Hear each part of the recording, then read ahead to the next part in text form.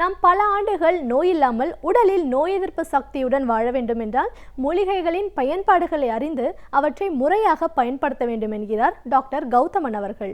நிகழ்ச்சியில் அடுத்த பகுதியாக வரவிருப்பது பல்லாண்டு வாழ்ந்திட. அன்பான கலைஞர் தொலைக்காட்சி நேயர்களுக்கு என்னுடைய இனிமையான காலை வணக்கங்கள். இன்றைக்கி நம்ம பார்க்கக்கூடிய தாவரத்துடைய பெயர் புளியாரைன்னு சொல்லக்கூடிய ஒரு கொடி வகை தாவரம். ரொம்ப அழகான 4 இதழ்களை கொண்டிருக்கக்கூடிய இலைகளை கொண்டிருக்கக்கூடிய கொடி வகை தாவரம். புளிப்பு சுவை இருக்கக்கூடிய ஒரு இலை அமைப்பை கொண்டிருக்கிறதுனால இதற்கு புளியாரை அப்படின்னு பேர். இந்த புளியாரையை பொறுத்தவரையிலும் ஒரு பகுதியில் வேர் இருக்கும். அந்த கொடி படர்ந்து ரொம்ப தூரம் படர்ந்து போயிருக்கிறத நம்ம பார்க்க முடியும். புளியாரையுடைய இலைகளை பொறுத்தவரையிலும் மிகுந்த புளிப்பு சுவை இருக்கக்கூடிய இலைகளை கொண்டிருக்கக்கூடிய ஒரு தாவரம்னு சொல்லலாம். புளியாரையை பொறுத்தவரையிலும் பார்த்திங்கன்னா மிகப்பெரிய அளவில் இன்றைக்கு பசியின்மைக்காக உபயோகப்படுத்துகின்ற ஒரு மூலிகை அப்படின்னு சொல்லலாம்.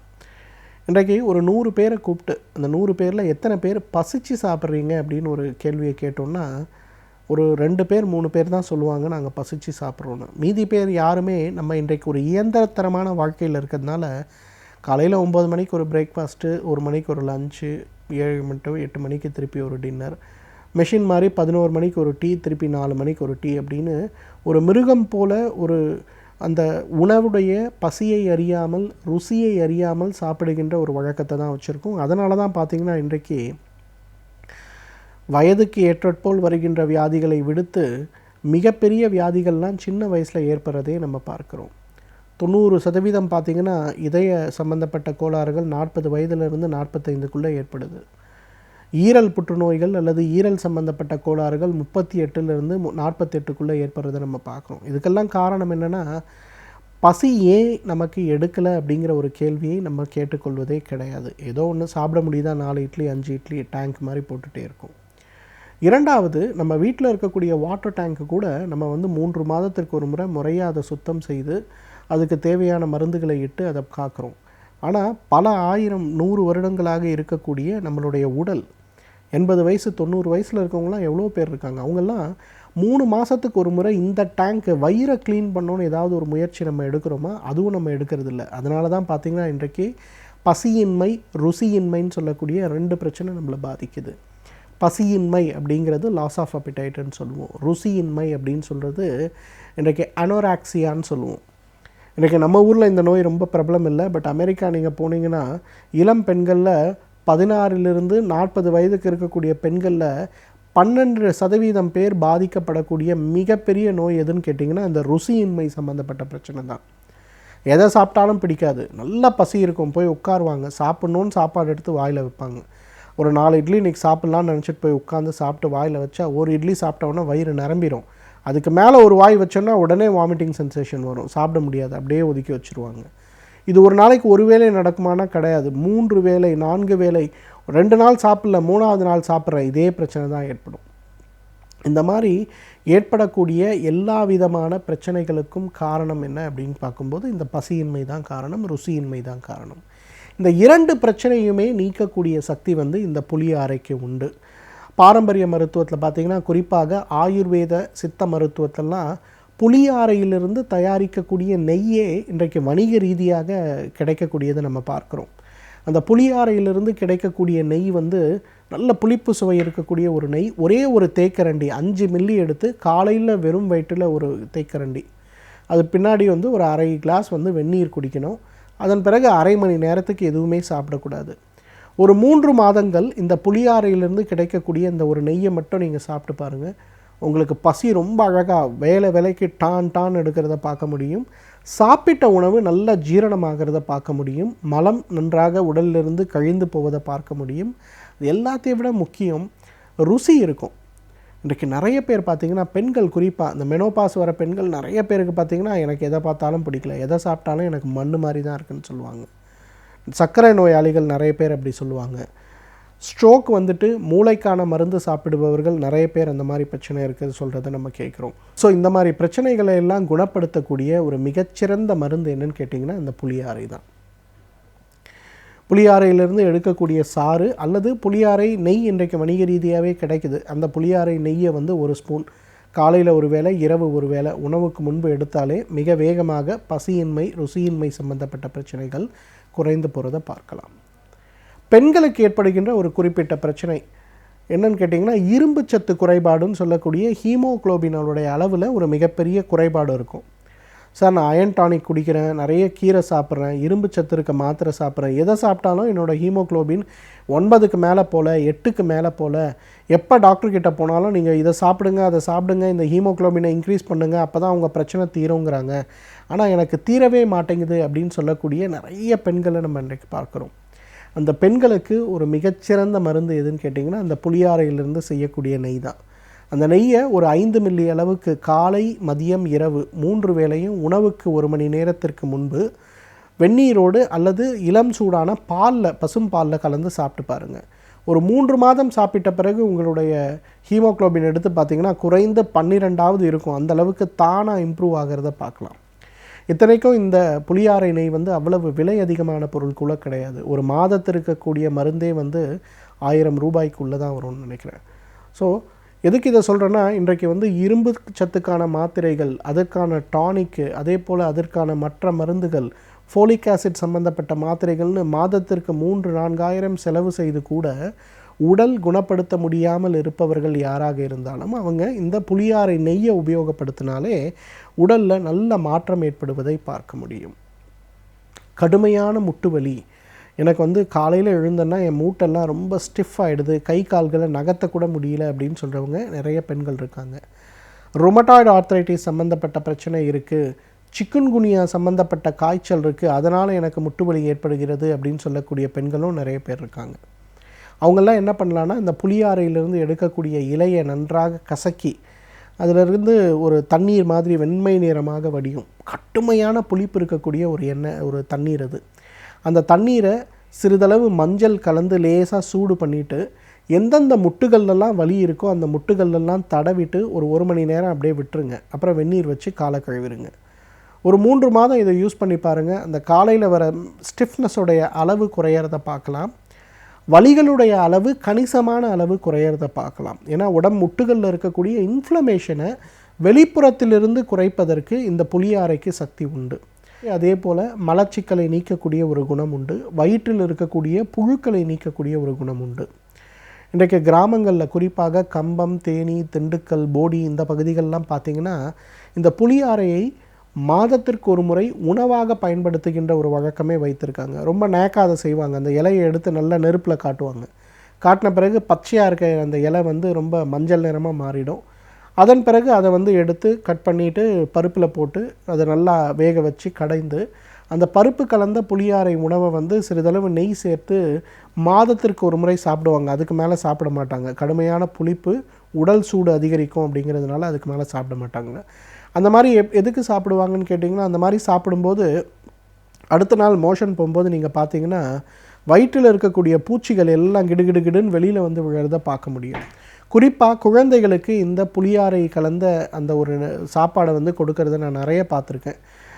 வயிறு வந்து பானை மாதிரி வீங்கிருச்சு, குழந்தை நல்லா சாப்பிட்றான் ஆனால் உடம்பு எடை அதிகரிக்கலை, கை கால்கள்லாம் ஒல்லியாக இருக்குது, வயிறு மட்டும் பானை மாதிரி இருக்குது, மோஷன் போனால் ஒரே ஸ்மெல் வருது, மோஷனில் வந்து வெண்மை நிறமான சிறு சிறு புழுக்கள் வருதுன்னு சொல்லக்கூடிய நிறைய நோயாளிகள் இருக்காங்க. அவங்களுக்குலாம் என்ன பண்ணுவாங்கன்னா அந்த புளியாரையை எடுத்து கரைச்சி அதை கொடுத்துருவாங்க அந்த சாப்பாடு. அடுத்த நாள் காலையில் பார்த்திங்கன்னா சில குழந்தைகளுக்கு பேதி கூட ஆகும். அந்த மாதிரி ஆகும்போது வயிற்றில் இருக்கக்கூடிய நாக்குப்பூச்சிகள், நாடாப்பூச்சிகள் எல்லாமே வயிற்றை விட்டு முழுமையாக சுத்தமாகிறத பார்ப்போம். ஒரு 3 மாதம் இதை தொடர்ந்து கொடுக்கும்போது வயிறே நல்லா சுத்தமாகி புழுக்கள் இல்லாமல் இருக்கிறத பார்க்க முடியும். எனவே நேயர்களே, இந்த புளியாரையை பொறுத்தவரையிலும் பசியின்மை, ருசியின்மை சம்பந்தப்பட்ட பிரச்சனைகளுக்கு, அதே போல் உடம்பில் இருக்கக்கூடிய ஹீமோகுளோபின் சம்பந்தப்பட்ட இரத்த சிவப்பணுக்கள் சம்பந்தப்பட்ட குறைபாடுக்கு இயற்கை கொடுத்திருக்கின்ற ஒரு மிகச்சிறந்த மருந்து. தகுந்த மருத்துவ ஆலோசனையின் பேரில் சரியான முறைப்படி இதை உபயோகப்படுத்தி வந்தோமேயானால் நம்மாலும் பல்லாண்டு காலம் ஆரோக்கியமாக வாழ்ந்திட முடியும். எழுத்தாளர் மனுஷபுத்திரன் அவர்கள் ஒவ்வொரு நாளுமே பல சமூக பிரச்சனையை நம் கண்முன் வைத்து அவற்றை நாம் எவ்வாறு எதிர்கொள்ள வேண்டும் என்பதை பற்றி நம்மிடையே பகிர்ந்து கொண்டு வருகிறார். அந்த வகையில் இன்றைக்கு என்ன சமூக பிரச்சனையை நம் கண்முன் கொண்டு வந்திருக்கிறார் என்பதை கவனிக்கலாம். நிகழ்ச்சியில் அடுத்த பகுதியாக வரவிருப்பது தீதும் நன்றும்.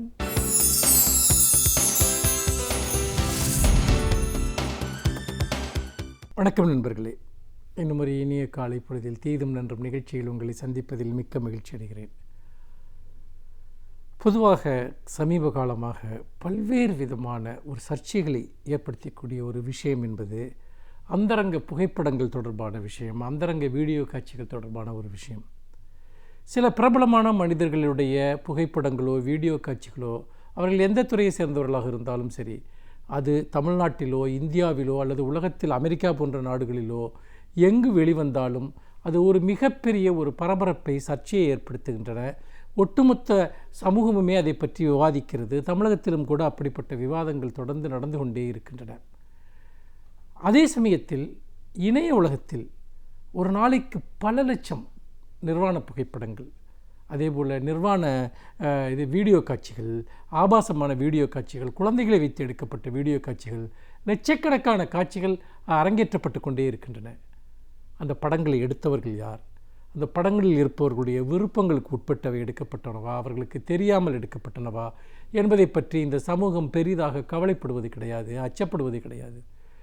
ஆனால் நாம் தொடர்ந்து பார்க்கக்கூடிய பல ஆய்வுகளில் நிறைய படங்கள் இன்றைக்கு சமூக வலைத்தளங்களில் மிகப்பெரிய அளவிற்கு அல்லது இணையத்தில் மிகப்பெரிய அளவிற்கு விற்பனையாகக்கூடிய படங்கள் என்று பார்த்தால் அவை வற்புறுத்தி எடுக்கப்பட்ட நிர்வாண படங்கள், ஆபாச காட்சிகள் அல்லது ரகசியமாக ஒருவருக்கு தெரியாமலேயே திருட்டுத்தனமாக பதிவு செய்யப்பட்ட காட்சிகள் பெருமளவிற்கு இணையத்தில் விற்கப்படுகின்றன. அதை பார்ப்பதற்கு ஆர்வமுடையவர்கள் உலகமெங்கும் இருக்கிறார்கள் என்று புள்ளி விவரங்கள் காட்டுகின்றன. ஆனால் இந்த உலகம் எப்பொழுதும் பிரபலமான மனிதர்களை சுற்றி ஏதாவது நடக்கிற போது அதை பற்றி கவலைப்படுகிறது, அவருடைய வாழ்க்கை முறையை பற்றி விமர்சிக்கிறது, அதை கேள்விக்குள்ளாக்குகிறது, கேலிக்குள்ளாக்குகிறது. அதே போல் அவர்களை ஏதோ ஒரு விதத்தில் சமூகத்தினுடைய மிகப்பெரிய குற்றவாளிகளை கூட பார்க்கக்கூடிய ஒரு நிலை இருக்கிறது. ஆனால் இந்த மிகச் சிக்கலான இந்த பிரச்சனையை நாம் எப்படி எதிர்கொள்வது? யார் வேண்டுமானாலும் எந்த நேரத்தில் வேண்டுமானாலும் இந்த பிரச்சனையினுடைய ஒரு பகுதியாக மாறலாம். இன்றைக்கு நீங்கள் வெளியே இருந்து ஒன்றை பார்த்து விமர்சிக்கிறீர்கள் அல்லது வருத்தப்படுகிறீர்களோ அது நாளைக்கு உங்கள் வீட்டிற்குள்ளேயே வந்துவிடலாம், நீங்களே அதனுடைய பலியாளாகவும் மாறிவிடலாம் என்பதை எத்தனை பேர் உணர்ந்திருக்கிறீர்கள்? ஏனென்றால் நாம் நிறைய வழக்குகள், இணைய குற்றங்கள், அதிலும் ஆபாச புகைப்படங்கள், ஆபாச வீடியோக்கள் தொடர்பான நிறைய புகார்கள் காவல் நிலையத்தில் ஒவ்வொரு நாளும் கொடுக்கப்படுகின்றன. பல சமயங்களில் அவமானத்திற்கு பயந்து அல்லது சட்டபூர்வமான போராட்டங்களை எப்படி நடத்துவது என்று தெரியாமல் நிறைய பேர் வெளியே சொல்லாமல் மூடி மறைத்து விடுகிறார்கள். சிலர் தங்களுடைய வாழ்க்கையை தாங்களே கூட அழித்துக் கொள்கிறார்கள். இந்த அளவிற்கு இன்றைக்கு எப்படி இது ஒரு மிகப்பெரிய ஒரு சமூக பிரச்சனையாக, நோயாக மாறியிருக்கிறது. நாம் தொடர்ச்சியாக இதை பற்றி விவாதித்து கொண்டே இருக்கிறோம். ஆனால் எங்கேயோ இதனுடைய பிரச்சனையினுடைய ஆணி வேர்கள் இருக்கின்றன என்று தோன்றுகிறது. ஒட்டுமொத்தமான உலகமே இன்றைக்கு ஒரு மிகப்பெரிய காட்சி கலாச்சாரத்திற்கு அடிமையாகிவிட்டது. இந்த காட்சி கலாச்சாரம் என்பது இன்றைக்கு ஒவ்வொரு மனிதனுக்குள்ளாகவும் ஒரு மிகப்பெரிய ஒரு ஆக்கிரமிப்பாக மாறி இருக்கிறது என்பதை பார்க்க முடிகிறது. உதாரணமாக, நீங்கள் ஒரு சினிமா கண்டுபிடிக்கப்பட்ட போது திரையரங்கத்தில் வரக்கூடிய அந்த காட்சிகளை பார்த்து மனிதர்கள் அதிசயத்துடன் பார்த்து கொண்டிருந்தார்கள். அதாவது ஒருவன் துப்பாக்கியால் இன்னொருவனை அந்த திரைபிம்பத்தில் சுடுகிற போது கூட அந்த குண்டு தங்கள் மேல் பாய்ந்து விடுமோ என்று மக்கள் பயந்த காலங்கள் எல்லாம் உண்டு. திரைப்பட வரலாற்றை எழுதக்கூடிய வரலாற்று ஆசிரியர்கள் முதல் சினிமாக்களை பார்த்த மக்கள், முதல் திரைப்படங்களை பார்த்த மக்கள் எந்த அளவிற்கு அதை கண்டு மிரண்டார்கள், வியந்தார்கள், அது எப்படி இந்த அதிசயம் நிகழ்கிறது என்று பார்த்தார்கள் என்பதை எல்லாம் பார்த்தோம். அதற்கு பின்னால் வந்த காலகட்டங்களில் திரைப்பட கதாநாயகிகளோடு தங்களை மானசீகமாக ஒப்புமைப்படுத்தி கொண்டு அவர்களாகவே தாங்களும் திரையில் கதாநாயகிகள் போல தாங்களும் வாழ்வதற்கு, மனதளவில் வாழ்வதற்கு ரசிகர்கள் எப்படி தயாரானார்கள் என்பதையும் திரைப்படம் சம்பந்தமான ஆய்வுகள் நமக்கு சுட்டி காட்டுகின்றன. இது காட்சி கலாச்சாரத்தினுடைய ஒரு அடுத்த கட்டம். அப்படி பார்க்கிற போது சிலர் மானசீகமாக திரையில் வரக்கூடிய நாயகர்களுடைய போய் வாழவே ஆரம்பித்து விடுவார்கள். வேறு சிலர்கள் அவர்களை தங்களாக கற்பனை செய்து கொண்டு வாழ்வார்கள். தங்களுடன் இருப்பவர்களை அவர்களாக கற்பனை செய்து கொண்டு வாழ்வது, இப்படியெல்லாம் திரைக்கும் வாழ்க்கைக்கும் இடையில் வித்தியாசம் இல்லாமல் ஒரு மானசீகமான உறவு உருவான ஒரு காலகட்டம் ஒன்று. ஆனால் இப்பொழுது அதை தாண்டி ஒரு மிகப்பெரிய காலகட்டம் ஒன்று வந்துவிட்டது. எல்லா இடங்களிலும் இடையறாமல் செல்ஃபி எடுத்துக்கொண்டே இருக்கிறார்கள். தங்களுடைய ஒவ்வொரு கணத்தையும் புகைப்படமாக்கி கொண்டிருக்கிறார்கள். ஒவ்வொரு இடத்தையும், ஒவ்வொருவருடான தருணத்தையும், ஒவ்வொரு நட்பையும், உறவையும், அந்தரங்க தருணங்களையும் கூட படம் எடுக்கிறார்கள். இந்த படம் எடுத்துக்கொண்டே இருப்பது என்பது இன்றைக்கு ஒரு மிகப்பெரிய மனநோயாக மாறிவிட்டது. அது எடுப்பது மட்டுமல்ல, நான் ஏற்கனவே சொன்னது போல தங்களையே கதாநாயகனாக கொண்டு தாங்களே எடுக்கிற அந்த படங்களை, அந்த புகைப்படங்களை, அந்த காட்சி தொகுப்புகளை, வீடியோ காட்சிகளை அவர்கள் மற்றவர்களுக்கும் பரவச் செய்கிறார்கள். அல்லது தாங்கள் அந்தரங்கமாக வைத்துக்கொண்டு தங்களுக்குள் பார்த்து மகிழ்கிறார்கள். ஆனால் ஒரு கணினி, ஒரு டிஜிட்டலை மயமாக்கப்பட்ட ஒரு மின்னணு வடிவில் பதிவு செய்யப்படுகிற எந்த ஒன்றையும் எவர் வேண்டுமானாலும் சுலபமாக எடுத்து பயன்படுத்தி விடலாம். அல்லது நாமே கூட ஒரு மனநிலையில் இருந்து எடுத்த ஒன்றை இன்னொரு மனநிலையில் தவறாக பயன்படுத்த நேரும் என்பதை பற்றி யாரும் யோசிப்பதே கிடையாது.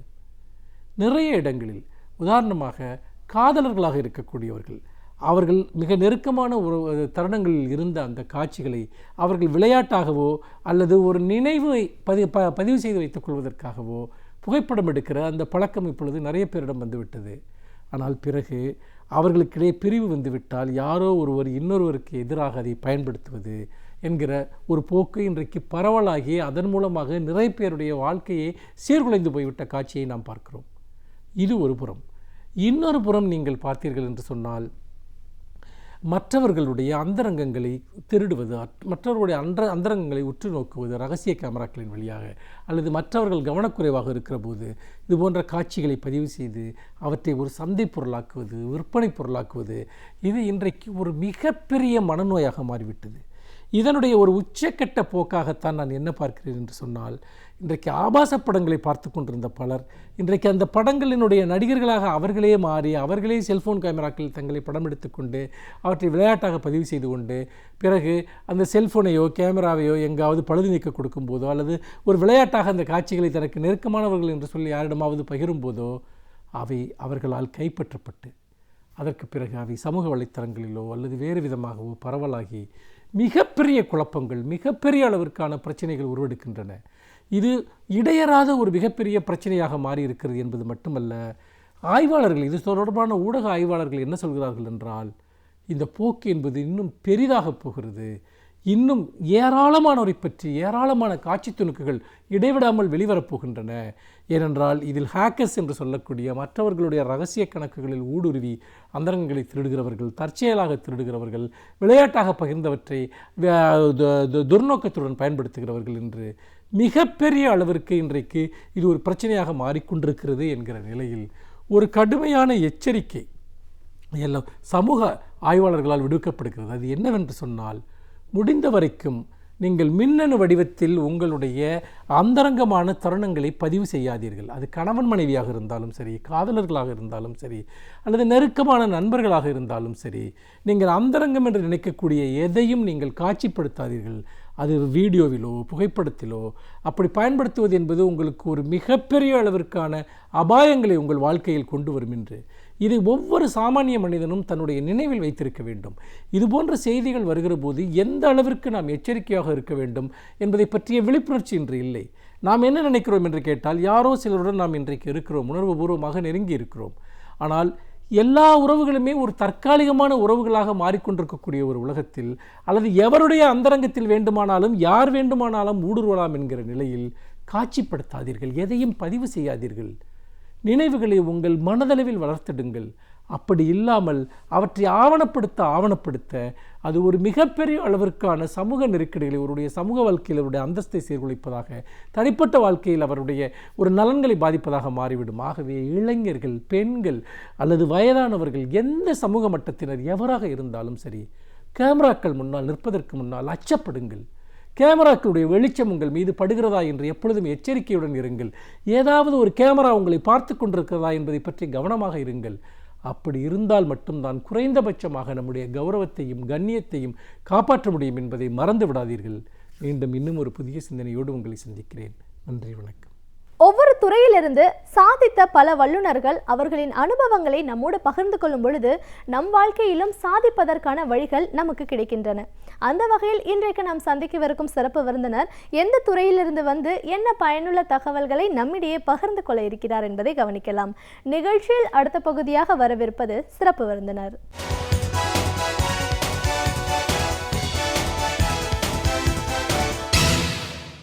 வணக்கம் நேயர்களே, விடியலேவா நிகழ்ச்சியின் சிறப்பு விருந்தினருக்கான நேரம் இது.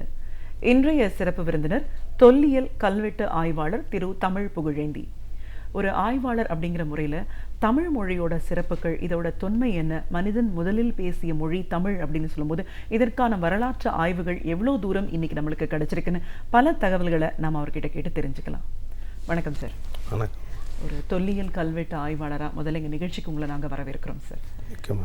ஒரு ஆய்வாளர் அப்படிங்கிற முறையில் நம்ம மொழியோட சிறப்பு, நம்மளுடைய நாகரீகம், கலாச்சாரம், தமிழ் மண்ணோட சிறப்பு இதெல்லாம் பேசும்போது இன்னைக்கு நிறைய ஆய்வுகள் நடந்துட்டு இருக்கிறத நம்ம பார்க்குறோம். ஒரு தொல்காப்பியம் காலம் தொட்டு தமிழுக்கான ஒரு சிறப்பு இருக்குது. மனிதன் முதலில் பேசிய மொழி தமிழ் அப்படிங்கிறதுக்கான ஆராய்ச்சிகள் எல்லாமும் நடந்துட்டு இருக்கிறத பார்க்குறோம். இப்படிப்பட்ட சிறப்பு வாய்ந்த மொழி, இதோட வரலாறு என்ன, ஒவ்வொரு காலகட்டத்திலையும் இது எப்படி மருவி வந்திருக்கு, அதை பற்றின ஒரு ஆய்வுகள்லாம் எவ்வளோ தூரம் நடந்துட்டுருக்கு, அதை பற்றின ஒரு பதிவுகள், டாக்குமெண்டேஷன் நம்மளுக்கு இதன் மூலமாக கிடச்சிருக்கு, இப்படின்னு நிறைய விஷயங்களை எங்கள் நேரிலோட இன்னைக்கு நீங்கள் முழுமையாக பகிர்ந்துக்கணும் சார். முதல்ல தமிழர்கள் நாகரீகம், கலாச்சாரம், பண்பாடு, இதோட சிறப்பு, இதோட தொன்மை, இதெல்லாம் பற்றின ஒரு ஆய்வுகளை மேற்கொண்டவர், பல கல்வெட்டுகளை பார்த்தவர் அப்படிங்கிற முறையில் இந்த மொழியோட சிறப்புகள்லேருந்து நம்ம பேச ஆரம்பிக்கலாம் சார். மகிழ்ச்சி. தமிழ் மொழி என்பது உண்மையிலேயே முதலில் தோன்றிய மொழி நமக்கெல்லாம் தெரியும். நம்ம ரொம்ப சிறப்பான மொழியும் கூட. நம்ம மொழியை பற்றி நிறைய பேர் ஆய்வு பண்ணியிருக்காங்க. அதை நம்மளும் தெரிஞ்சிருக்கணும், நாங்களும் படிக்கும்போது பார்த்துன்னு வரோம். நம்முடைய தமிழுடைய பழமையான மொழின்றதுக்கு நிறைய ஆதாரங்கள் உண்டு. முதலில் மனிதன் தோன்றியது எந்த பகுதின்னு சொன்னவா நம்முடைய தமிழகத்தில் தான் தோன்றியிருக்காங்க மனிதன். சுமார் 2 லட்சம் ஆண்டுகளுக்கு முன்பால் இங்கே மனிதன் வாழ்ந்ததுக்கான சான்றுகளை நமக்கு இங்கே நம்ம கிடைத்திருக்கு. திருவள்ளூர் மாவட்டத்தில் நம்ம கண்டுபிடிச்சிருக்காங்க. அது தொல்லியல் அரசில் பதிவு செய்திருக்காங்க. அதுதான் உலகத்தில் எல்லா ஆய்வாளரும் இங்கே தான் பார்த்து இங்கே தான் முதல் மனிதன் வாழ்ந்திருக்கான்ற அதை அறுதிட்டு சொல்லியிருக்காங்க. அது எல்லாருக்குமே தெரியும். அப்படி பார்க்கும்போது மனிதன் முதலில் இங்கே தான் தோன்றியிருக்கிறான். நாம் முதலில் நம்முடைய தமிழர் பண்பாடு தான் தோன்றியிருக்கிறது உலகத்தில். அதற்கு ஆதாரங்களாக இருக்கிறது. அதன் பிறகு மனிதன் சிறிசாக வளர்ச்சி பெற்று நாம் பேச்சு மொழியாக வந்திருக்கிறோம். அவ்வாறு தமிழ் மொழியில் பேச்சு மொழியாக இருந்து நமக்கு தொல்காப்பியர் காலமும் அதற்கு முந்தைய காலமுமாக ஆதாரங்கள் நிறைய இருக்கின்றன. நமது தமிழ் மொழியானது முதலில் அது எழுத்து வடிவம் பெறும்போது அது தமிழ் பிராமி என்ற ஒரு அமைப்பில் இருந்திருக்கிறது. நாம் எல்லாம் பேசியிருக்கிறோம். அதிலேருந்து தான் மற்ற மொழியில் வந்ததற்காக அந்த தொன்மையான தமிழ் மொழியின் எழுத்து மொழியினை நமக்கு ஆதாரமாக கிடைத்துள்ளது. அவை கல்வெட்டுகளாகவும் கிடைத்து உள்ளன. அந்த பழங்கால கல்வெட்டுக்கள் நாம் தமிழ் பிராமி என்று நாம் குறிப்பிடுகிறோம். அவை தோற்றத்திற்கு இன்று உள்ள ஆங்கில எழுத்துக்களைப் போல் இருக்கும்.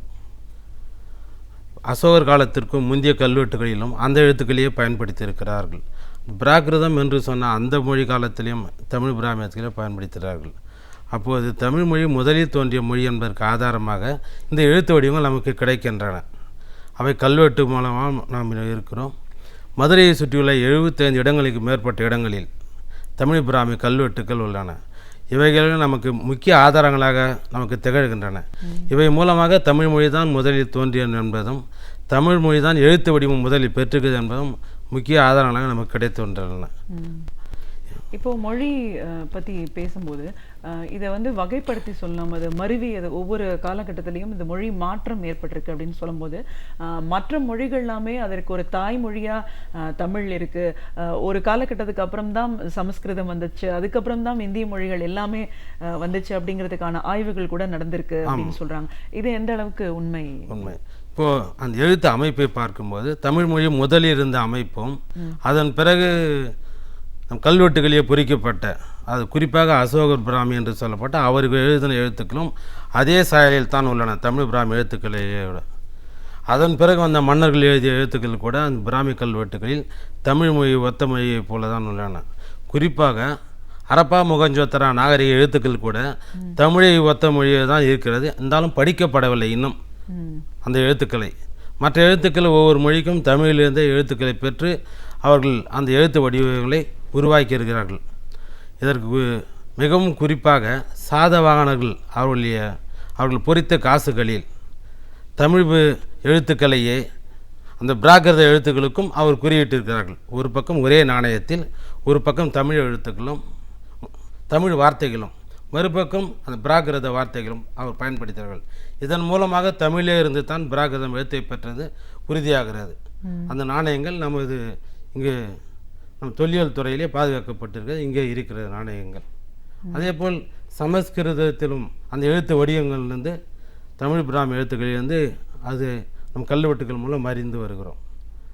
அதன் பிறகு வந்த கல்வெட்டுக்களில் எழுத்து வடிவம் மருவி வட்டெழுத்து என்ற முறையிலாக கிபி 8ஆம் நூற்றாண்டு வரை எழுதுவதற்காக மன்னர்கள் பயன்படுத்தியிருக்கிறார்கள். 10ஆம் நூற்றாண்டுக்கு பிறகு இப்போது நாம் பயன்படுத்தி வரும் இந்த எழுத்து வடிவம் இருக்கிறது. ஆகையால் தமிழ் மொழி என்பது 3 வகையான எழுத்து வடிவத்தை அது உருமாற்றம் பெற்றுள்ளது. ஆனால் படிப்படியாக வளர்ந்ததற்கான சான்றுகளும் அடையாளங்களும் அந்த கல்வெட்டுகளிலே நமக்கு அது கிடைக்கிறது. இதனால் தமிழ் மொழியில் இருந்தால் மற்ற எழுத்துக்கள் வந்தது என்பதற்காக ஆதாரமாக நிறைய கல்வெட்டுகளும் உள்ளன. நமக்கு செப்பேடுகள் கூட ஆதாரமாக நமக்கு கிடைத்து இருக்கிறது. தமிழகத்திலே தமிழ் எழுத்துக்கள் அவை வளர்ச்சி உற்று இருந்தாலும் முதலில் தோன்றிய தமிழ் தூய தமிழாகவே இருந்திருக்கிறது. கிபி 6ஆம் நூற்றாண்டுக்கு பிறகுதான் இங்கே சமஸ்கிருதம் கலந்து எழுதப்பட்டுள்ளது. அவை செப்பேடுகளிலும் எழுதப்பட்டிருக்கிறார்கள், கல்வெட்டுகளிலும் உள்ளன. பல்லவர் காலத்திற்கு பிறகு அதற்கு முந்தைய கல்வெட்டுகளில் தூய தமிழாகவே இருக்கிறது. குறிப்பாக அரசர்களை கோ என்று தான் அழைத்து இருக்கிறார்கள் பழந்தமிழ் கல்வெட்டுகளில். கிபி 6ஆம் நூற்றாண்டுக்கு பிறகுதான் ஸ்வசிசே என்று மன்னர்களை அழைத்து கல்வெட்டுகளை ஆரம்பித்திருக்கிறார்கள். இதற்கு பெரும்பாலும் பல்லவர் கால கல்வெட்டுகளே நமக்கு ஆதாரங்களை கிடைத்துள்ளன.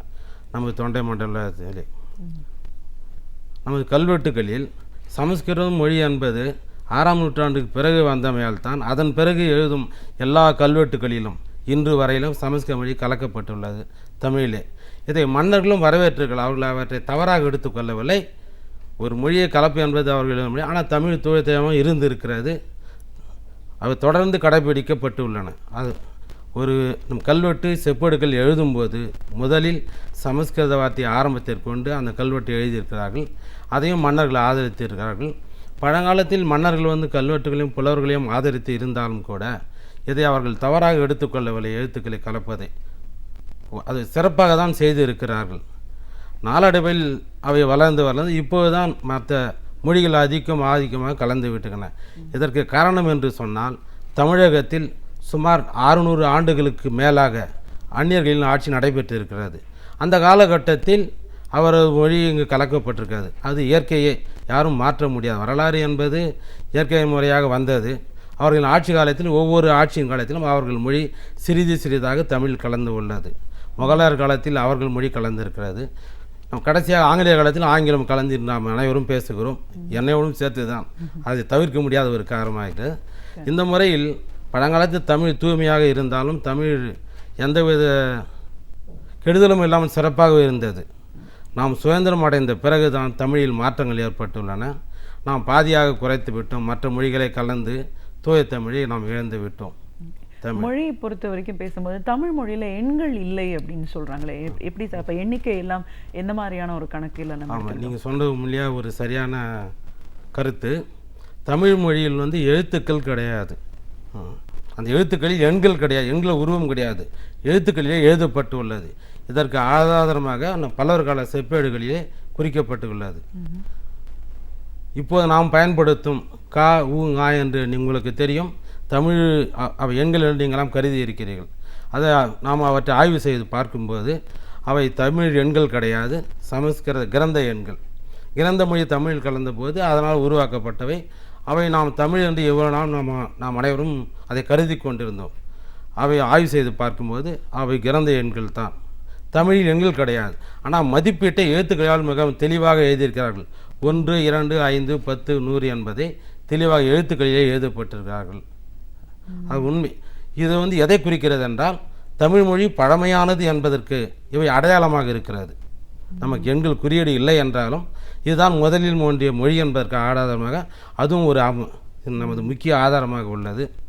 இப்போது அதற்காக வேண்டி நம் தொல்லியல் துறையிலும் அரசு துறையிலும் நான் அவற்றை சமர்ப்பித்திருக்கிறேன். தமிழ் எண்கள் தேவை என்றும் இல்லை என்றும் அவற்றை தமிழக அரசும் தற்போது ஏற்றுக்கொண்டுள்ளது. அது ஆய்விலே இருக்கிறது. அவர்கள் மிக விரைவில் அவற்றை தெரிவிப்பார்கள், நமது அரசு தெரிவிக்கும். கண்டிப்பாக சார். ஒரு தொல்லியல் ஆய்வாளர் அப்படிங்கிற முறையில் இன்றைக்கி நிறைய அகழ்வாராய்ச்சிகள் நடந்துக்கிட்டே இருக்குது. ஒவ்வொரு புதிய புதிய விஷயங்கள்லாம் வந்து தென் தமிழகத்திலேருந்து நிறைய கிடச்சிட்ருக்குங்கிறத பார்க்குறோம்.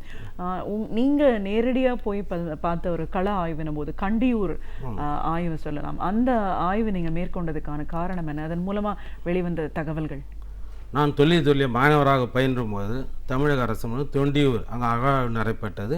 நானும் அதில் கலந்து கொண்டேன். அப்போது அங்கு வந்து பழங்கால பானை ஓடுகள் எடுக்கப்பட்டன. அந்த பானை ஓட்டிலே தமிழ் பிராமி எழுத்துக்கள் பொறிக்கப்பட்டிருந்தன. அங்கு கிடைத்தது அகல் விளக்குகள் நமக்கு கிடைத்தன. அங்கு முதுமக்கள் தாழி கிடைத்தது. அந்த தாழிகள் கூட அடுக்கு முறையில் அங்கு அடுக்கி வைப்பது நம்ம முதல் முறையாக அங்கு கண்டுபிடிக்கப்பட்டது. செம்பியன் கொண்டியூர் அகழ்வு நான் மாணவராக இருக்கும்போது அங்கே அழைக்கப்பட்டிருந்தேன். நாங்கள் ஒரு 7 பேர் குழுவாக சென்றிருந்தோம். அதற்கு முன்னால் அந்த மாவட்ட தொழில் அதிகாரி அங்கு அப்போது கௌதமன் இருந்தார். அதற்கு முன்னால் கௌதமன் ஒரு ஆசிரியர் அவர் தோட்டத்தில் அங்கு அகழ்வாய்வு பொருட்கள் இருப்பதாக அவருக்கு தெரிவித்திருந்தார். அதை இங்குள்ள சென்னையுள்ள அலுவலகத்துக்கு தெரிவித்து நாங்கள் அனைவரும் இங்கிருந்து அங்கு போய் தங்கி அவர் தோட்டத்தில் அகழ்வாய்வு மேற்கொண்டோம். அங்கு நாங்கள் 15 நாட்கள் தங்கியிருந்தோம். அதை மண் சிறிதாக ஆற்றில் வைத்து அகழ்வாய்வு பொருட்களை எடுக்கும்போது எந்தவித அவை பழுது ஏற்படாமல் மிகவும் மெல்லிய முறையிலே எடுக்க வேண்டும். அதற்காக 3-4 நாட்கள் ஆனது.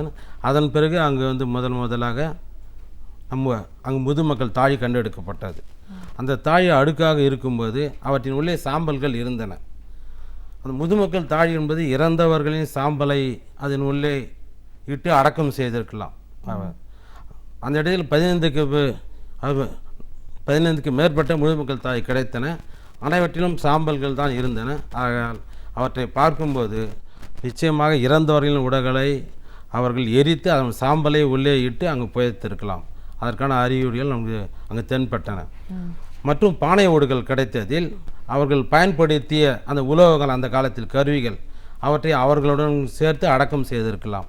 அவையும் கிடைத்தன. அவர்கள் பயன்படுத்திய தீபம் ஏற்றும் கருவி அவைகளும் கிடைத்தன. சிறிய அவர்கள் பயன்படுத்திய உருவங்கள் அவையும் கிடைத்தன. இரும்பு என்று சொல்லப்பட்ட இருந்தாலும் மிகவும் துருவு பிடித்திருந்தால் அவரை சரியாக காலம் கணிக்க முடியலை. அந்த பொருட்களும் கிடைத்தன. முதுமக்கள் தாழி என்பது மிகவும் நமது தொன்மையான நமது வரலாற்றுக்கு முக்கியமான சான்றாகும். நமது பண்பாடுக்கும் முக்கியமான சான்றாகும். அவளின் வடிவம், அது அமைப்பு, செயல்முறை, வாழ்க்கை முறை, இதை எல்லாமே அந்த முதுமக்கள் தாழியின் மூலமாக நாம் அறிந்து கொள்ளுகிறோம். மிகவும் சிறப்பான இது. அங்கு வந்து பானை ஓட்டியில் தமிழ் எழுத்துக்களின் பிராமி எழுத்துக்களின் கீறல்கள் கண்டுபிடிக்கப்பட்டன. அவை வாசிக்க முடியவில்லை, இதனால் எழுத்துக்கள் அங்கு குறிப்புகள் கிடைத்தன. இவற்றின் மூலமாகவும் தமிழுடைய அமைப்பு அந்த சமயத்தில் எவ்வாறு இருந்தன தமிழுடைய எழுத்துக்கள் என்பதை மிகவும் தெளிவாக நாம் அறிய முடிந்தது. முக்கியமாக தமிழ் எழுத்துக்கள் தான் அங்கு நமக்கு கிடைத்தன. இப்போ இந்த கல்வெட்டுக்கள், செப்பேடுகள்லாம் வந்து நிறைய ஆய்வுகளில் கண்டுபிடிச்சிருக்காங்க. இந்த செப்பேடுகள் மூலமாகவும் கல்வெட்டுகள் மூலமாகவும் என்ன மாதிரியான ஒரு தகவல்கள் நம்மளுக்கு கிடைக்கிது? முக்கியமாக கல்வெட்டுகள் என்பது அரசர்களின் அவர்கள் தானம் கொடுத்ததை எழுதி வைத்திருப்பார்கள். அங்கு நடைபெற்ற முக்கிய செய்திகளை எழுதி வைத்திருப்பார்கள். அந்த செய்திகள் எப்போது யாருக்கு எந்த காலத்தில் எழுதப்பட்டன என்பது நமக்கு விவரமாக கொடுக்கப்பட்டிருக்கும். அந்த செய்தியின் மூலம் மருந்து எந்த மன்னர் எந்த காலத்தில் அவரது ஆட்சி ஆண்டில் என்று முக்கியமாக குறிக்கப்படும். அந்த மன்னரின் பெயர், அவரது அந்த பகுதியின் பெயர், அவருடைய ஆட்சி ஆண்டு, இவையெல்லாம் மிகவும் தெல்ல தெளிவாக தெரிந்து கொள்ளலாம் கல்வெட்டு மூலம். அதையும் கூட எழுத்துக்களின் வடிவத்தையும் அறிந்து கொள்ளலாம். செய்தி, எழுத்தினுடைய வடிவம், அதனுடைய நிகழ்ச்சிகள், இவை மூலமாக அங்கு தெரிவிக்கப்பட்ட முறைகள், குறிப்பாக சில கல்வெட்டில் வரிகள் பற்றி எழுதப்பட்டிருக்கும். அப்போது எந்தெந்த வரிகள் அவர்கள் விதித்திருந்தார்கள் மக்களுக்கு என்பதை நாம் தெளிவாக அறிந்து கொள்ளலாம். அந்த காலத்தில் மீன் விற்பனைக்கும் சந்தைக்கு கூட வரி இருந்தது. இந்த கோயில்களுக்கு தானம் எழுதியிருப்பார்கள். அந்த வரி விலக்கு பெற்ற தானங்கள் எழுதி வைக்கவும், அந்த நிலங்கள் கொடையாக கொடுக்கப்பட்டிருக்கும். மன்னர்கள் எந்தெந்த கொடையை கொடுத்தார்கள், எவ்வளவு கொடுத்தார்கள் என்பதையும் அந்த கல்வெட்டுகளிலே அறிந்து கொள்ளலாம். நம்முடைய முக்கியமான நிகழ்வுகள் அனைத்தும் நம் கல்வெட்டு மூலமாக தான் தெரிந்து கொள்கிறோம். அது ஒரு முக்கிய சான்றுகள். குறிப்பாக தமிழகத்தில் 12,000 கல்வெட்டுக்கு மேல் உள்ளன.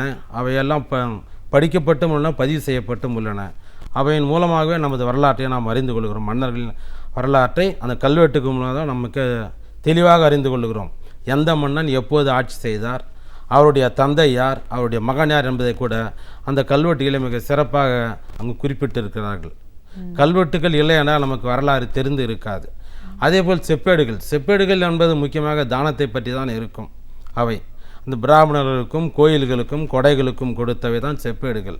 ஆனால் கல்வெட்டுகள் என்பது அவர் ஆட்சி முறை, மக்கள் ஆட்சி, அவருடைய செயல்பாடுகள், மன்னர்கள் செய்ததை மிகவும் குறிப்பாக குறிப்பிட்டிருக்கிறார்கள். மிக முக்கியமாக குட ஓலை முறை கூட கல்வெட்டுகளில் குறிப்பிடப்பட்டுள்ளது. இன்று கூட டெல்லியிலே செங்கோட்டையிலே நம்ம தமிழ் எழுத்தில் கிடைத்த அந்த குட ஓலை முறையை தான் அங்கே கல்வெட்டாக வைத்திருக்கிறார்கள். இந்த முறை என்பது நம்ம சோழர் காலத்திலே மிகவும் சிறப்பாக மன்னர்கள் ஆட்சி செய்ய குறிப்பிடுகிறார்கள். அவை முக்கிய நமக்கு சான்றாகும். இப்போது இந்த வேலூர் கோட்டையை எடுத்துக்கிட்டிங்கன்னா அங்கே நிறைய ஆய்வுகள் தொடர்ந்து நடந்துட்டுருக்கு அப்படின்னு சொல்கிறாங்க. பல தகவல்கள், ஆவணங்கள் நம்மளுக்கு கிடச்சிருக்குன்றாங்க. வேலூர் கோட்டையை பற்றின ஆய்வு சொல்லுங்கள். மிகவும் முக்கியமான நீங்கள் கருத்து. வேலூர் கோட்டை என்பது இந்திய அளவிலும் உலக அளவிலும் புகழ்பெற்றது. அந்த கோட்டை அதனுடைய கலை, அதனுடைய வடிவமைப்பு முறை மிகவும் இராணுவ நுணுக்கம் வாய்ந்தது. ஒரு மலையிலிருந்து நீர் வந்து சுமார் ஒரு 10 கிலோமீட்டர் அளவிலிருந்து ஒரு நீரணை கட்டி அதனுடைய நீர்நிலை வந்து அந்த கோட்டை வந்து அடைவு மாதிரி அமைக்கப்பட்டுள்ளது. அதை சுற்றியும் அகழியில் இருக்கிறது, அகழிலே நீர் இருக்கிறது. ஆனால் எதிரிகள் யாரும் வந்து மிக எளிதில் அந்த கோட்டையை கைப்பற்றும் அளவுக்கு, அது கைப்பற்ற முடியாத அளவுக்கு அது வடிவமைக்கப்பட்டுள்ளது. அது பிற்காலத்தில் துப்பாக்கிகள் இருந்தால் கூட அதை வெல்ல முடியாத அளவுக்கு பாதுகாக்கும் முறையிலும் அது வடிவமைக்கப்பட்ட பெரிய பெரிய பாறைகளில் மற்றும் சிறிய துவாரங்கள் அங்கே அமைக்கப்பட்டுள்ளன. அவை கண்காணிப்பதற்காக அமைக்கப்பட்டுள்ளது. மற்றும் அந்த கோட்டை கண்பதற்காக 4-5 மலை குன்றுகளில் இருந்து அங்கும் மலைக்கோட்டைகள் அமைத்திருக்கிறார்கள். மற்றும் சிறைசாலைகள் அமைத்திருக்கிறார்கள். உள்ளே இருந்து வெளியே யாரும் சென்று விடாதபடியும் அங்கே உள்ள தோட்டம் அமைத்து அவர்களுக்கு உணவு முறை, பழங்கள், உணவு எல்லாம் கிடைக்கிற வகையில் மிக பெரிதாக அமைக்கப்பட்டிருக்கிறது. மற்றும் மிகவும் பிரமிப்பான கோட்டை வேலூர் கோட்டை. இராணுவ நுணுக்கத்திலேயே மற்ற எல்லா கோட்டையும் வேலூர் கோட்டை சிறந்தது. ஆனால் இருந்தாலும் அங்கே ஒரு சிறிய குறிப்பு என்னவென்றால், அந்த கோட்டையை கட்டியது யார், எதுவென்று இதுவரை நமக்கு கிடைக்கவில்லை. நாங்களும் எவ்வளோ தேடிவிட்டோம், அரசும் தேடிவிட்டது, எல்லா ஆய்வுகளும் தேடினார்கள். கோட்டையை கட்டிய மன்னன் யார் என்பது இன்னும் கண்டுபிடிக்கப்படாமலே உள்ளது. ஆனால் இருந்தாலும் அந்த கோட்டை வந்து 3 விதமான அரசுகளின் அமைப்புகள் உள்ளன. ஒன்று சோழர்களின் அமைப்பு, இரண்டாவது இவர் விஜயநகர அமைப்பு. இவர்களில் நாம் தெரிந்து கொள்ளும்போது அவருடைய கட்டிடக்கலையை வைத்து தான் நாம் கணிக்க முடிகிறது. அந்த கோட்டையை நிச்சயமாக சோழர் காலத்தில் ஒரு பெருமன்னராகத்தான் கட்டியிருக்க முடியும். இதற்கு சில உதாரணங்கள் உள்ளன. ராஜராஜ சோழன் தஞ்சை பெரிய கோயிலை கட்டினார் என்றால் அவர் ராஜேந்திர சோழன் கிழக்கு ஆசியா முழுவதையுமே ஆட்சி செய்தார். இந்தியாவுக்கு வெளியே 12 நாடுகளை வென்று அந்த செல்வத்தை எல்லாம் கொண்டு வந்து, மக்களையும் கொண்டு வந்து அவர்களுக்கு உணவு கொடுத்து அங்கே பெரிய கோட்டை அவர் கோயிலை ராஜராஜ சோழன் கட்டினார். அவர் பெரிய மன்னராக இருக்க தான் கட்ட முடிந்தது. அதே போல் தாஜ்மஹாலை நம்ம ஷாஜகான் கட்டினார். அவர் இந்தியாவின் 3/4 பகுதியை மன்னர் ஆட்சி கண்டார். அவர் பெரும் நாட்டை ஆட்சி செய்தால் அனைத்து மக்களையும் அழைத்து வந்து அவர்களை பயன்படுத்தி அந்த கற்களை கொண்டு மிக சிறப்பாக கட்டினார். அதேபோல் இந்த கோட்டையையும், வேலூர் கோட்டை மிக பெரிதாக இருப்பதால் ஒரு பெரிய மன்னர் தான் கட்டியிருக்க முடியும், மாமன்னராக தான் கட்டியிருக்க முடியாது, தவிர மற்றவர் யாரும் அதை கட்டியிருக்க முடியாது. நமக்கு செவி வழி செய்தியாக அதை திம்மரெட்டி பொம்மரெட்டி என்று கட்டினார்கள் என்று சிலர் நாம் கூறுகிறதை நம்ம கேள்விப்படுகிறோம். அவர்கள் வந்து அந்த கல்வெட்டுகளின் மூலம் பார்க்கும்போது படை வீரராகத்தான் இருந்திருக்கிறார்கள். ஒரு படை தளபதி அந்த பகுதியை ஆட்சி செய்திருக்கிறார். ஆனால் அவர் நிச்சயமாக கட்டியிருக்க முடியாது. அவர்கள் வந்து கிருஷ்ணதேவராயரின் கீழ் அவர் பணியாற்றி இருக்கிறார்கள். அந்த கட்டிடக்கலையை பார்க்கும்போது கிருஷ்ணதேவராயர் காலத்தில் அந்த கோயிலில் உள்ள கோபுரம், கல்யாண மண்டபம் இவையெல்லாம் கட்டப்பட்டு இருக்கின்றன. அதற்கு முந்தைய சோழர் காலத்திலே அதனுடைய மதில்கள் கட்டப்பட்டு இருக்கின்றன. கோட்டையை சுற்றியும் சோழர் கால அவருடைய கலை நுணுக்கத்தால் கட்டப்பட்டிருக்கிறது. அதற்கு ஒரு சான்றாக அதனுடைய வடிவமைப்பும் தஞ்சையில் உள்ள அந்த கோயில் கோட்டையை சுற்றி உள்ள அகழியின் வடிவமைப்பும் ஒத்தது போல் இருக்கிறது. ஆகையால் நிச்சயமாக சோழர் மன்னத்தான் கோட்டையை கட்டியிருக்க முடியும். யார் கட்டினார்கள் என்ற விவரம் நமக்கு கிடைக்கவில்லை. அது நிச்சயமாக நமக்கு முக்கிய சான்றுகள் கிடைக்கும்போது தான் அதை உறுதிப்படுத்த முடியும் யார் கட்டினார்கள் என்பது. அதே சமயத்தில் அந்த வேலூர் கோட்டைக்கு பல சிறப்புகள் உண்டு. அந்த இராணுவ சிறப்புகள் அங்கு நடைபெற்ற முதல் சுதந்திர போரை தான் குறிப்பிடுகிறோம் நாம். அவர் திப்பு சுல்தானே அங்கு சிறை வைக்கப்பட்டு ஆங்கிலேயர்களால் அவர்கள் நடத்திய அந்த போராட்டத்தும் தான் முதல் இந்திய சுதந்திர போரை நாம் கொண்டு இருக்கிறோம். மிகவும் சிறப்பு வாய்ந்த கோட்டை. இருந்தாலும் அதை கட்டிய மன்னன் இன்னும் கண்டுபிடிக்கப்படாமல் உள்ளது. நம் இந்திய அளவிலே புகழ்பெற்ற வேலூர் கோட்டை. கண்டிப்பாக சார். இத்தனை சிறப்புகள் தொன்மை வாய்ந்த தமிழ் மொழியோட இன்றைய நிலைப்பாடு அப்படின்னு பார்க்கும்போது ஒரு ஆய்வாளராக நீங்கள் எப்படி பார்க்குறீங்க? உண்மையில் நான் தமிழனாக பிறந்தாக மிகவும் சந்தோஷப்படுகிறேன். ஏனென்றால் மூத்த மொழி தமிழ். மற்ற உலகில் தோன்றிய எல்லா மொழிகளும் தாய்மொழியாக இருந்தாலும் தற்காலத்திலே மொழிகள் கலப்பு இருப்பதால் சில வருத்தமாகத்தான் இருக்கிறது. இந்த நிலையை நீடித்தால் எதிர்காலத்தில் நாம் நமது மொழியை இழந்து விடுமோ என்ற ஒரு பயம் இருக்கிறது. நாம் அனைவருமே தமிழ் மொழியை ஒரு சிறப்பான மொழி என்று நம்மை விட வெளிநாட்டவர் நம் மொழி மீது மிகுந்த பாசம் வைத்திருக்கிறார்கள். ஏனென்றால் உலக முழுவதும் தமிழர்கள் வாழ்கிறார்கள். குறிப்பாக அந்நிய நாடுகளிலே கூட தமிழ் மொழி ஒளிபரப்பப்படுகிறது. இப்போது இல்லைன்றால் ஆங்கிலேயர் காலத்தில் கூட தமிழ் மொழியை சீனா, நம்ம ரஷ்யா, நம்ம ஜப்பான், நம்ம அமெரிக்கா நாடுகளிலும் இங்கிலாந்திலும் இங்கெல்லாம் தமிழ் வானொலி ஒளிபரப்பினார்கள். இப்போதும் நடைபெற்று வருகிறது. அவர்கள் தமிழ் மொழியை சிறப்பை அறிந்தே அவ்வாறு செய்தார்கள். ஆனால் இன்று தமிழகத்தில் தான் மக்கள் தூய தமிழ் பேசாமல் நாம் புறக்கணித்து வருகிறோம். அதற்கு நம்மளுடைய சில மக்களின் மனநிலை போக்கு தான் காரணம். அவற்றை மாற்ற வேண்டும். மாறினால் நிச்சயமாக தமிழ் மிகவும் தூய்மை அடையும். எதிர்காலத்தில் தொடர்ந்து இருக்க வேண்டும் என்று தான் விருப்பம். இதற்கு முன்பாக தோன்றிய செம்மொழிகள் என்று சொல்லும் மொழி கூட யூப்ரி இயேசு பேசிய மொழி இன்று அவற்றை பேசுவதற்கு இல்லை. அதே சமஸ்கிருதம் கூட தாய்மொழியாக கொண்டவர்கள் யாரும் இல்லை. செம்மொழி என்று சொல்லப்பட்ட 4-5 மொழிகள் கூட அழிந்து விட்டன. ஆனால் தமிழ் மட்டும்தான் வாழுமொழியாக இன்றும் இருந்து கொண்டு இருக்கிறது. சீன மொழி அதுவும் ஒரு செம்மொழியாக இருந்தாலும் அது வேறு அந்த கலப்பம் இல்லாமல் தூய்மையாக இருக்கிறது. நமது தமிழ் மொழி தான் மற்ற மொழிகள் கலந்து இல்லைன. மக்கள் மனநிலை மாற வேண்டும். மொழி தூய்மைப்பட வேண்டும். நிச்சயமாக தமிழ்மொழி காக்கப்பட வேண்டும். இன்று இருக்கிற நிலை மாற வேண்டும். மற்ற மொழி கலப்பு இல்லாமல் தூய்மையாக இப்போ நாம் பயன்படுத்த வேண்டும். மற்ற மொழியை நாம் பயன்படுத்துவது தவறு இல்லை. என்னுடைய குறிக்கோள் கூட நாங்கள் மன்றத்திலே மொழிகள் பலவும் கற்போம், கலப்பின்றி தமிழை பேசுவோம், எழுதுவோம் என்று தான் நாங்கள் குறிப்பிடுகிறோம். ஏன்னா இன்று கணினியிலே உலகம் சுருங்கிவிட்டது நம் கைக்குள். ஆகையால் எல்லா மொழிகளும் கற்க வேண்டும்.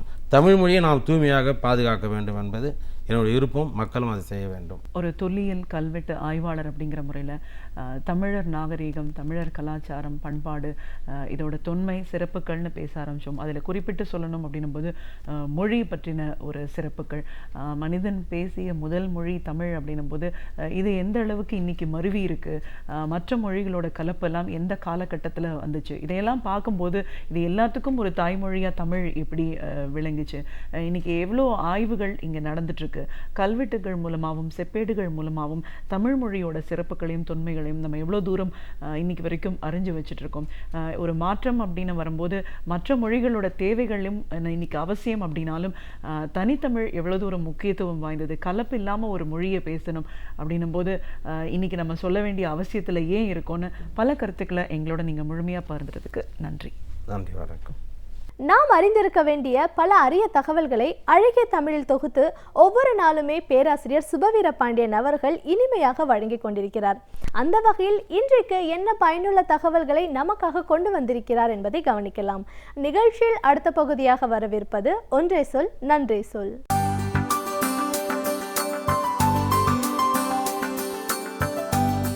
அனைவருக்கும் என் அன்பு வணக்கம். நம்முடைய பழைய இலக்கியங்களை புரட்டி படித்து பார்க்கும்போது இந்த உலகத்தின் ஒவ்வொரு அசைவையும் நம்முடைய சங்ககால புலவர்கள் எவ்வளவு நுட்பமாக கவனித்திருக்கிறார்கள் என்று நமக்கு புரிகிறது. சங்க இலக்கியம் என்றால் 8 தொகையும் 10 பாட்டும் தான்.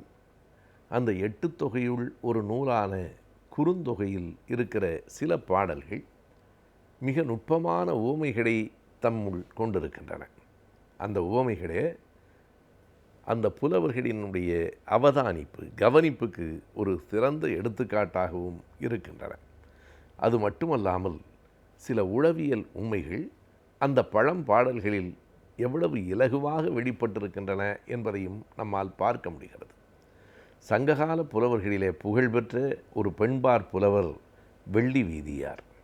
வெள்ளி வீதியார் எழுதியிருக்கிற பல பாடல்கள் அது புறநானூற்றிலும் மற்றவற்றிலும் இன்று வரையில் பேசப்படுகிற, எண்ணப்படுகிற பாடல்களாக இருக்கின்றன. குறுந்தொகையிலும் அவர் ஒரு பாடலை எழுதியிருக்கிறார். குறுந்தொகை என்கிற அந்த பெயரே மிக சின்ன அளவிலான பாடல்கள் என்பதை எடுத்து காட்டுகிறது. நான் குறிப்பிடுகிற இந்த பாடல் வெறும் 4 வரிகளை மட்டும்தான் கொண்டிருக்கிறது. இன்றைக்கு 3 வரிகளில் எழுதப்படுகிற ஹைக்கூ போன்ற கவிதைகளை பற்றி நாம் பேசுகிறோம். 2000 ஆண்டுகளுக்கு முன்பே 4 வரிகளில் 5 வரிகளில் சின்ன சின்ன கவிதைகளாக, பொருள் பொதிந்த கவிதைகளாக அவை எழுதப்பட்டிருக்கின்றன. காலே பரிதப்பினவே, கண்ணே நோக்கி நோக்கி வாழிழந்தனவே, இவை முதல் 2 வரிகள் முடிந்து விட்டன. காலே பரிதப்பினவே, நடந்து நடந்து கால் சோர்ந்து போயிற்று. பார்த்து பார்த்து கண் ஒளி இழந்து போயிற்று. யாரை தேடுகிறார்கள் அந்த கண்கள்? ஒரு செவிலி தாயின் கண்களும் கால்களும் சோர்ந்து போன செய்தியைத்தான் இந்த குறுந்தொகை பாட்டு சொல்லுகிறது. தன் காதலனோடு உடன்போக்குக்காக சென்றுவிட்ட தன் வளர்ப்பு மகளையும் அந்த இளைஞனையும் தேடி வருகிற தாயினுடைய நிலை இந்த பாட்டு. அன்றைக்கு தான் விரும்புகிறவனோடு இணைந்து செல்வதை உடன்போக்கு என்று சொல்லுவார்கள். அப்படி போகிறவர்களை போய் பார்த்து ஆறுதல் சொல்லுவது அல்லது அறிவுரை சொல்லுவது என்கிற ஏதோ ஒரு நோக்கத்தில் அந்த பெண்ணை வளர்த்த செவிலி தாய் அவர்களை தேடுகிறாள். 2 பேராக போகிற இளைஞர்களை எல்லாம் தேடி பார்க்கிறாள். இவளுடைய பிள்ளைகள் இல்லை. அந்த இடத்திலே தான் வெள்ளி வீதியார் அந்த பாட்டை அந்த செவிலி தாயின் மனநிலையில் எழுதுகிறார். காலே பரிதப்பினவே, பரிதப்பின என்றால் சோர்ந்து போய்விட்டன. கண்ணே நோக்கி நோக்கி வாழ் இழந்தனவே, வாழ் என்பதற்கு ஒளி என்றும் ஒரு பொருள் உண்டு. கண்களும் ஒளி இழந்து போயின. இந்த அகல் பகன்ற இந்த வியன் உலகத்தினுடைய வானத்தில் இருக்கிற மீனினும் அந்த விண்மீன்கள் இருக்கின்றனவே, அந்த விண்மீன்களை விட பலரே மன்ற இந்த உலகத்தில் அப்படி பலர் இந்த உலகத்தில் இருக்கிறார்கள் போல் இருக்கிறதே. பிறர் என் பிள்ளைகளை தவிர மற்றவர்கள் இந்த உலகத்தில் இவ்வளவு பேர் இருக்கிறார்களே என்று அந்த பாட்டு சொல்லுகிற போது உள்ளே இருக்கிற ஒரு உளவியல் சட்டென்று வெளிப்படுகிறது. இந்த உலகத்தில் இவ்வளவு பேர் இருக்கிறார்கள் என்று அன்றைக்குத்தான் அந்த தாய்க்கு தெரியுமா? அல்லது உலகத்தில் இவ்வளவு பேர் அன்றைக்குத்தான் திடீரென்று வந்து குவிந்தார்களா? அவர்கள் குவியவும் இல்லை, குதிக்கவும் இல்லை. ஏற்கனவே இந்த உலகத்தில் மக்கள் இருந்து கொண்டுதான் இருக்கிறார்கள். ஆனால் அவர்களை நாம் பல நேரங்களில் பார்த்திருக்கிறோம், நம்மை உறுத்தவில்லை.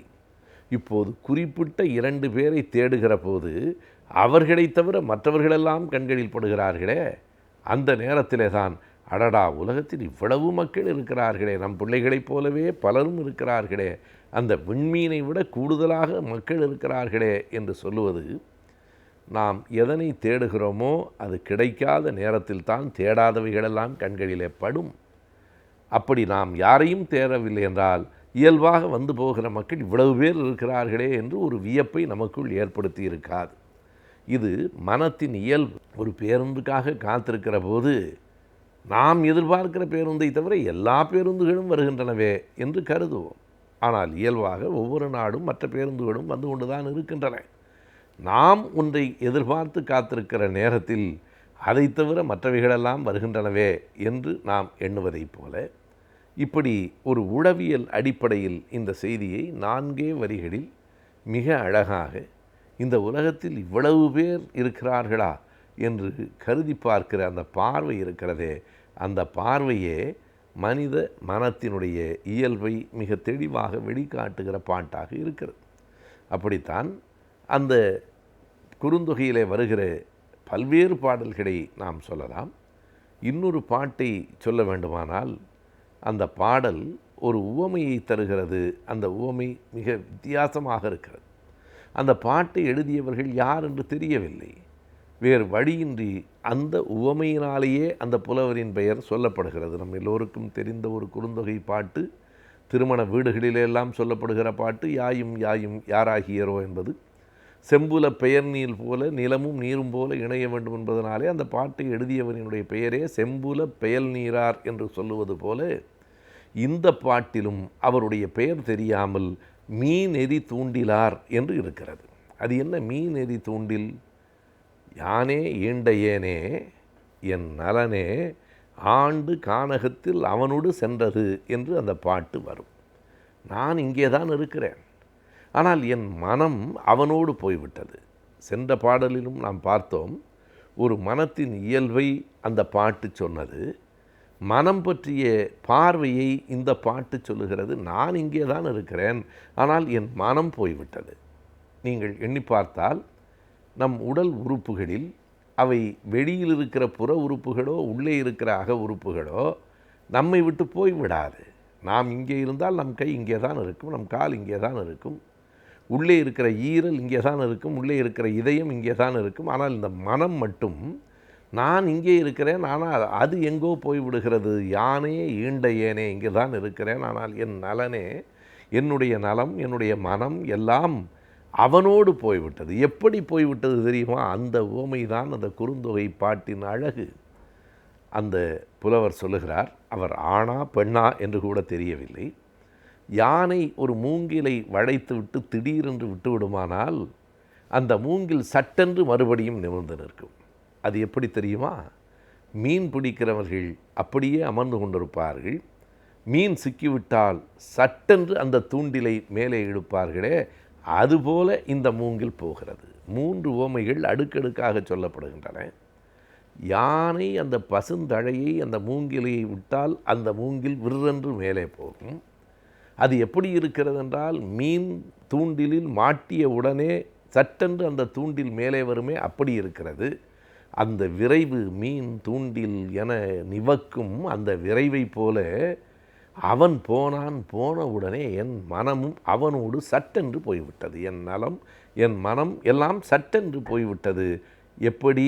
இந்த மீன் எரி தூண்டில் போல என்று அவன் உவமையை சொன்னான். அவன் பெயர் தெரியவில்லை, எனவே அவன் அல்லது அவள், அந்த புலவரின் பெயரை மீன் எரி தூண்டிலார் என்றே குறுந்தொகை குறிக்கிறது. நம்முடைய இலக்கியங்கள் படிப்பதற்கு இனிமையானவை, பல்வேறு விதமான மனம் சார்ந்த செய்திகளை தருபவை. குறுந்தொகை என்று ஒரு இலக்கியத்தை எடுத்து சொன்னதற்கான காரணம், மிக சின்ன சின்ன பாடல்களை கொண்ட நூல். நினைத்தால் நாம் எளிதில் படித்து விடலாம். சில சொற்கள் நமக்கு அந்நியமாக இருக்கலாம், ஆனாலும் உரையோடு படித்தால் புரியும். படிக்க வேண்டும், அவை நம்முடைய சொத்து. குறுந்தொகை படிப்பதென்பதை முடிவாக வைத்து கொண்டால் 400 பாடல்களில் 100 பாடல்களையாவது மிக விரைவாக எல்லோரும் படித்துவிட முடியும். இப்படிப்பட்ட அருமையான பாடல்களை கொண்டிருக்கிற நூல்தான் குறுந்தொகை. தற்போது அறிமுகப்படுத்தப்பட்டிருக்கும் புதிய கல்வியை பற்றியும் அந்த கல்விக்கான வேலை வாய்ப்புகளை பற்றியும் இன்றைய ஆலோசனை நேரத்தின் கல்வி மற்றும் வேலைவாய்ப்பு பகுதியில் தெரிந்து கொள்ளலாம்.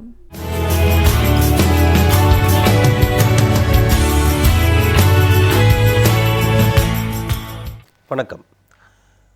நம்ம இந்த ஆலோசனை நேரம் நிகழ்ச்சியில் தொடர்ச்சியாக பட்டதாரி இளைஞர்கள் அரசு மற்றும் அரசு துறை சார்ந்த நிறுவனங்களில் என்ன மாதிரியான பணிகள் இருக்கின்றன, அந்த பணிகளுக்கான தேர்வு முறைகள் என்னென்ன, அந்த மாதிரியான தேர்வுகளுக்கான தேர்ச்சி முறை என்ன, அதற்கு எப்படி தயாராக வேண்டும், அப்படி தயாராகும்போது மாணவர்கள் சந்திக்கக்கூடிய சிக்கல்கள் சவால்கள் என்னென்ன இருக்கும், அது குறித்து நாம் தொடர்ச்சியாக பேசிகிட்டே வந்துட்டுருக்கோம். அந்த வகையில் முதல்ல நாம் மத்திய அரசு பணியாளர் தேர்வாணையம் சொல்லக்கூடிய யூபிஎஸ்சி நடத்தக்கூடிய தேர்வுகள் என்னென்ன இருந்தது, அந்த தேர்வுகளுக்கு எப்படியெல்லாம் தயாராகணும், அந்த தேர்வுகள் என்ன டிஃப்ரெண்ட் டைப்ஸ் ஆஃப் எக்ஸாம்ஸ் இருக்குது அப்படிங்கிறது குறித்து நம்ம பார்த்துட்டு வந்தோம். அதுக்கப்புறமா அதிலே ஐஏஎஸ் ஐபிஎஸ் ஐஎஃப்எஸ் தேர்வுகள் மற்றும் ஐஎஃப்எஸ் தேர்வு, அதாவது இந்தியன் ஃபாரஸ்ட் சர்வீஸ் எக்ஸாமினேஷன் பற்றி பார்த்தோம். அதுக்கப்புறம் தொடர்ச்சியாக ஐஏஎஸ் தேர்வுகளில் ப்ரிலிமினரி மெயின்ஸ் இன்டர்வியூ அப்படின்ற 3 நிலைகள், முதல்நிலை தேர்வு, முக்கிய தேர்வு, அப்புறம் ஆளுமை தேர்வு, இந்த 3 நிலைகள் எப்படி இருக்கும் அப்படிங்கிறத குறித்து நம்ம ஒரு அமைப்பு, இந்த தேர்வினுடைய அமைப்பு முறை எப்படி இருக்கும் அப்படிங்கிறது குறித்து பார்த்தோம். அதற்கப்புறமா கடந்த வாரங்களில் நம்ம ஐஏஎஸ் தேர்வுகளில் இருக்கக்கூடிய அந்த ஆளுமை தேர்வுன்னு சொல்லக்கூடிய 3ஆம் நிலை, அது பர்சனாலிட்டி டெஸ்ட் அல்லது இன்டர்வியூ டெஸ்ட்டுன்னு சொல்லக்கூடிய அந்த ஆளுமை தேர்வு குறித்து நம்ம பேசிட்டு வந்துட்டு இருந்தோம்.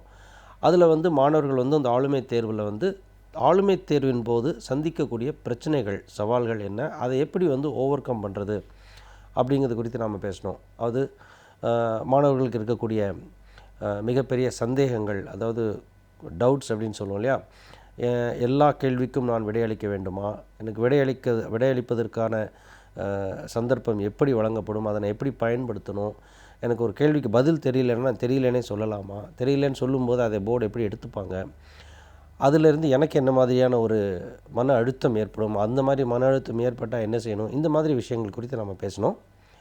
அதன் தொடர்ச்சியாக ஒரு மாணவருக்கு வந்து இன்னொரு முக்கியமான கேள்வி என்ன இருக்கும் அப்படின்னு சொன்னால், என்னோட கம்ஃபர்டபுள் ஏரியா இல்லை, அதாவது எனக்கு வந்து சில பகுதிகளில் வந்து நான் அவ்வளோ ஸ்ட்ராங் கிடையாது. உதாரணமாக எனக்கு வந்து எக்கானமியில் நான் அவ்வளோ ஸ்ட்ராங் இல்லை, அல்லது பாலிட்டிக்ஸை நான் அவ்வளோ ஆர்வத்தோடு நான் ஃபாலோ பண்ண மாட்டேன். அந்த மாதிரி ஒரு ஏரியாவிலேருந்து எனக்கு ஒரு கேள்வி வந்து விட்டால் நான் என்ன செய்வது? எனக்கு வந்து எக்கானமி தெரியாது அல்லது அரசியல் தெரியாது, அந்த ஏரியாவிலேயே வந்து என்னை திருப்பி ஒரு கேள்வி கேட்குறாங்க, அல்லது அதுலேருந்து ஒரு முக்கியமான ஒரு கேள்வியை கேட்டுட்டாங்க அப்படின்னா நான் எப்படி அதுலேருந்து விலகி வெளியே வருவது? இந்த மாதிரி ஒரு சூழல் வந்தால் என்ன செய்யணும் அப்படிங்கிறது வந்து பார்த்திங்கன்னா ரொம்ப சிம்பிளான விஷயம். முதல்ல வந்து எனக்கு ஒரு பகுதியோ அல்லது ஒரு பாடமோ அல்லது ஒரு விஷயமோ எனக்கு தெரியல அப்படின்னு நினைக்கிறது வந்து ஒரு மாணவரை பொறுத்த வரைக்கும் அது ஒரு மென்டல் பிளாக்குன்னு தான் நான் சொல்லுவேன். அதாவது இப்போ உதாரணமாக பொருளாதாரம், எக்கானமின்னு எடுத்துக்குவோம். இப்போ எக்கானமி எனக்கு தெரியாது அப்படின்னு நம்ம சொல்கிறோம் அப்படின்னா அதில் நம்ம என்ன மீன் பண்ணுறோம் அப்படின்னு சொன்னால், அதில் இருக்கக்கூடிய கான்செப்ட்ஸோ அல்லது ஃபேக்ட்ஸோ அதில் இருக்கக்கூடிய கருத்துக்களோ அதை பற்றி எனக்கு வந்து முழுமையாக தெரியாது அப்படின்னு சொல்லலாம். அதற்காக பொருளாதாரம் சார்ந்த ஒரு செய்தி எனக்கு தெரியாது, அந்த செய்தியை நான் பார்க்கவே மாட்டேன், அந்த செய்தியை வந்து நான் வந்து புரிஞ்சிக்கவே மாட்டேன், அது எனக்கு புரியாது அப்படின்னு ஒதுக்கிறது பார்த்திங்கன்னா ஒரு ஆட்டிடியூட்னல் ப்ராப்ளம். இதுதான் நம்மளோட சிக்கல். இது வந்து பள்ளிக்கூட பருவத்திலிருந்தே நம்ம மாணவர்களுக்கு இருக்கக்கூடிய ஒரு சின்ன சிக்கல் அல்லது மென்டல் பிளாக்னு சொல்லக்கூடிய ஒரு மனம் சார்ந்த ஒரு ஆட்டிடியூட் சார்ந்த ஒரு விஷயம் என்னென்னா, எனக்கு எக்கானமி பிடிக்காது அல்லது எனக்கு எக்கானமி வராதுன்னு ஒருத்தர் முடிவு பண்ணிட்டான்னா அது குறித்த எந்த விஷயத்தையுமே வந்து பார்க்க மாட்டேன் அப்படிங்கிறதுல உறுதியாக இருக்கிறாங்க. அது முதல்ல தப்பு. இப்போது ஆளுமை தேர்வுக்கு தயாராகி கொண்டிருக்கக்கூடிய மாணவர்களுக்கு நான் சொல்கிறது, உங்களுக்கு மெயின் எக்ஸாமினேஷன் எழுதும்போது அல்லது ப்ரிலிமினரி எக்ஸாமினேஷன் எழுதும்போது ஒரு சில சப்ஜெக்ட்ஸ் வந்து பிடிக்காமல் இருக்கலாம், அல்லது தெரியாமல் இருக்கலாம், அல்லது நீங்கள் படிக்க விரும்பாமல் இருக்கலாம். அங்கே வந்து உங்களுக்கு சாய்ஸ் உண்டு. நான் ஹிஸ்ட்ரி படிக்காமலே போகிறேன், எக்கானமி படிக்காமலே போகிறேன், அதில் ஒரு 10 கேள்வி வந்ததுன்னா நான் விட்டுறேன், அது ஏதாவது கெஸ் பண்ணி எழுதுகிறேன் அப்படிங்கிற மாதிரி ஒரு சாய்ஸ் எடுத்து நீங்கள் போய் எக்ஸாம் கிளியர் பண்ணியிருப்பீங்க.